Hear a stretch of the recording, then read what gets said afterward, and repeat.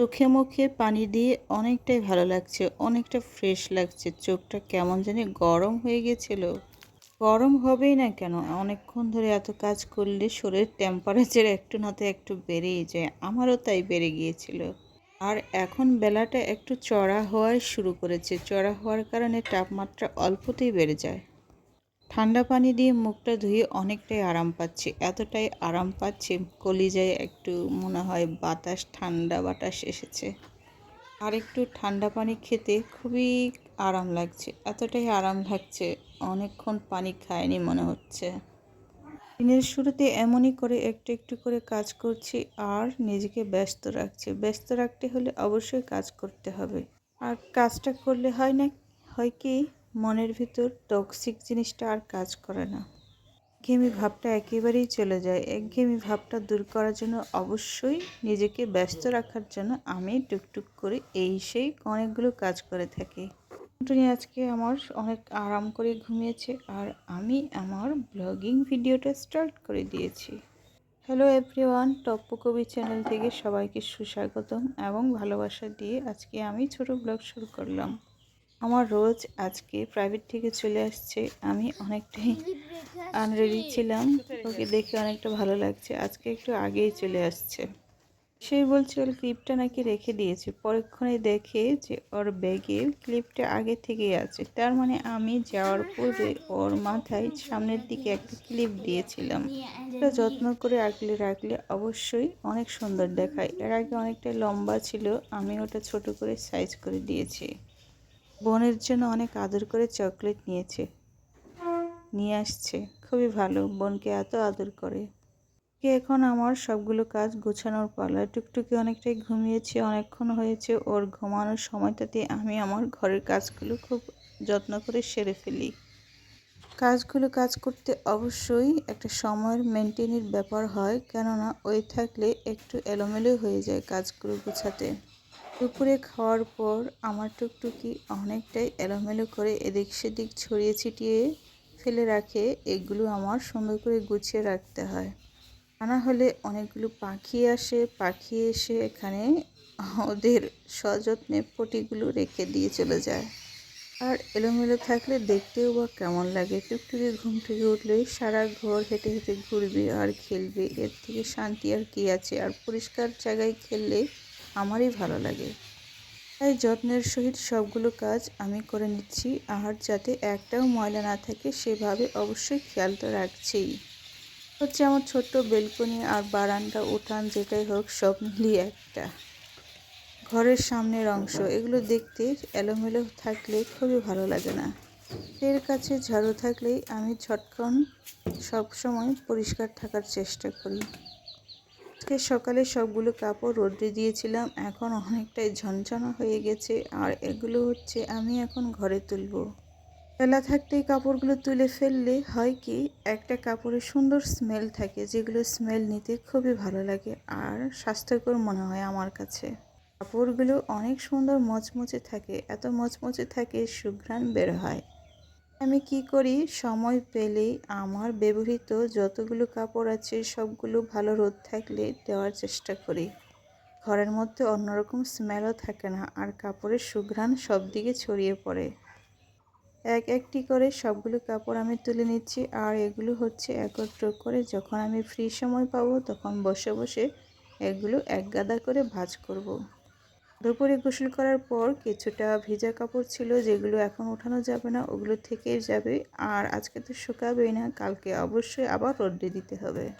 তার কারণে আমাকে বাকি কাপড়গুলো রেখে দিতেই হচ্ছে।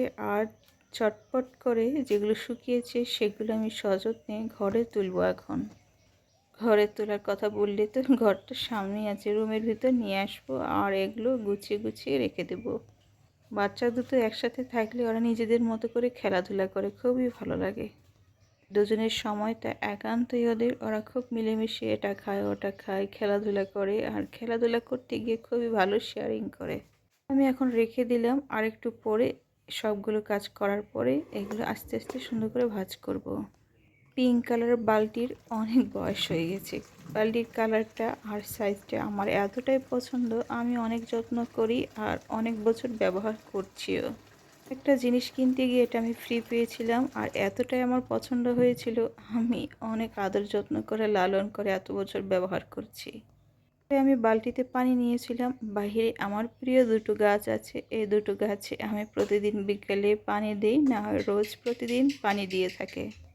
যখন ভয়েস ওভার দিচ্ছি আমার টিকটিকিও টিকটিক করছে। সত্যি ওরও নিশ্চয়ই পছন্দ আমার এই প্রিয় দুটো গাছটার। ক্যামেরাটা নিয়ে এদিক ওদিক ঘুরতে গেলে একটু নড়াচড়া হয় বটেই, তারপর স্ট্যান্ডটা দাঁড় করিয়ে রাখতে একটু সুবিধে হয়, কারণ স্ট্যান্ডটা দাঁড় করে রাখলে একটু দেখা যায়। আমি আমার তুলসী গাছে পানি দিচ্ছি আর আরেকটা গাছ আছে, ওটাকে আমার ভাষায় বলে দুধ কচু, অন্য কারো ভাষায় অনেকেই বলে কালো কচু, কালো কচু বা অন্য কিছুই বলে। এর ডাঁটা আর পাতা এতটাই টেস্টি হয় আমার কাছে, আমি মাঝে মধ্যে শুটকি কিংবা মাছ দিয়ে রান্না করে খাই। আমার সাধারণত শুটকি দিয়ে খেতে খুবই ভালো লাগে। ডাঁটাগুলো এত টেস্টি হয়, খুবই টেস্টি। আমি কতবার যে খেয়েছি এখান থেকে নিয়ে, বার খেয়েছি। এইটুকু বাকি আছে আর এইটুকু গাছ বেঁচে রাখার জন্য আমাকে অবশ্যই পানি দিতে হয়। এইটা নিয়ে আসছিল আমার বাচ্চার বাবা, অনেক দিন হয়ে গেল, বলতে গেলে 1-2 দিন তো হয়ে গেছে। শুধু মাংসই রান্না হচ্ছে ইদানিং, যার কারণে এটা খাওয়া হচ্ছে না। শাকের সবুজ আর লাল ফুল, এটা কিন্তু খুবই টেস্টি আর অনেকে বলে এটা নাকি অনেক ভিটামিন যুক্ত। কী করি, এটা মিষ্টি কুমড়ার সাথে বাচ্চাদের জন্য ভাজি করে দিই, একবারে মাখা মাখা করে, বাচ্চারা খুব পছন্দ করে খায়। যেহেতু এটা রান্না করাই হচ্ছে না, কালকে যখন আমি এটা রেডি করব, কালকে অবশ্যই আমার ভিডিওতে দেখতে পারবেন আমি কেমন করে রান্নাটা করি। রেসিপিটা আমি নিশ্চয়ই আপনাদের সাথে শেয়ার করব, যদি আমার ফ্রি সময় থাকে। করব শেয়ার অবশ্যই করব, কারণ আমার বাচ্চারা এটার রান্না খুবই পছন্দ করে। এখন আমি আসছিলাম আমার প্রিয় শিম গাছ, যদিও শিম গাছে শিম আর নেই, নতুন করে দিতে হবে। আর আম গাছে মুকুলগুলো অনেকটাই এসেছে, দেখতে খুবই ভালো লাগছে। তো শিম গাছে যদি কোনো আমি শিম পেয়ে থাকি, অবশেষে খুঁজে খুঁজে আমি শুধু একটা শিম পেয়েছি। একটা শিমটা আমি পেরে নিলাম। রোজকে দেখা রোজ আমাকে একবার জিজ্ঞেস করেছিল, মা শিম গাছে কি আর শিম নেই? শিম থাকলে তো রান্না করে খেতে পারতাম, তুমি আবার শিম গাছ লাগাও, আমরা আবার পারবো আর খাবো। যাই হোক, একটা পেয়েছি, ওটাই আমি যত্ন করে রাখবো আর রোজকে দেখাবো। বড়ইটা দেখলে মনে হয় মুখে একটা টুপে নেই। একটা তো নিয়েছি, খুবই টক আর মিষ্টি, দুটো একটা সংমিশ্রণে বড়ইটা। খুবই ভালো লাগে আমার টক মিষ্টি খেতে, অবশ্যই সেটা ভরা পেটে খেতে আমার অন্যরকম টেস্টি লাগে। এই ওড়নাটা কী কারণে আমি এখানে ঝুলিয়ে রাখি অনেকে জিজ্ঞেস করেন। এটা হচ্ছে ঝুলিয়ে রেখেছি, সামনে দোতলা বাসা আছে, ওখান থেকে দরজার ভেতর পর্যন্ত দেখা যায়, যার কারণে গরিবের পর্দা হিসেবে আমি এটা ব্যবহার করি। নাই মামার চেয়ে কানা মামা অবশ্যই ভালো।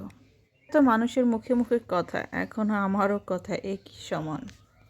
টুকটাক করে সারাদিনটা আমার এভাবেই চলে সংসার। ছোট, তবে কাজ করতে গেলে সারাদিন লেগে যায়। আরও তো কত কাজ বাকি আছে, সেটা ব্লগ ভিডিও করার পর পরবর্তীতে আমি বসে বসে সেরে ফেলবো। আজকে আমি আমার ড্রয়িংগুলো অনেক সুন্দরভাবে কমপ্লিট করতে পারিনি এখনও, কিছু কিছু রেখে দিয়েছি। আর রঙগুলো সেদিন মাত্র কিনেছিলাম, অনেক সুন্দর রঙ। এগুলো রঙগুলো আমি অনেক পছন্দ করে কিনেছিলাম অনলাইনের মাধ্যমে, তবে খুবই ভালো আমাকে সার্ভিস দিচ্ছে। এটা হচ্ছে আমার শখের রং। এটার উপর ভিত্তি করে আমার আরেকটা ইউটিউব চ্যানেল আছে, যেগুলো আমি কোনো এক সময় নিজেকে ফ্রেশ রাখার জন্য শুরু করেছিলাম। এখন আমি রেগুলার বেসিস আমি ভিডিও দিই। পূর্ণ কাজ টুকটুক করে তো শেষ করেছি, এইভাবে বসে বসে একটু আরাম করতে সমস্যা কিসের? মহাজ্ঞানীরা বলেন সময় পেলে নাকি নিজের যত্নও করতে হয়, নিজের দিকে তাকাতে হয়, যার কারণে সময় পেয়েই আমি সাথে সাথে নিজের চিরুনি হাতে নিয়েছি আর একটু চিরুনি আলতো চিরুনি করি, আরাম করে একটু বসে থাকি।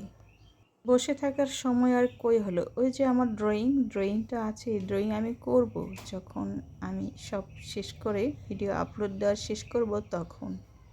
আসলে না, চুলটা আঁচড়ালে আমার খুবই ভালো লাগে, খুব আরাম লাগে আর নিজেকে ফ্রেশ মনে হয়। খুবই ভালো, আজকের দিনটা আমার খুবই ভালো কেটেছে।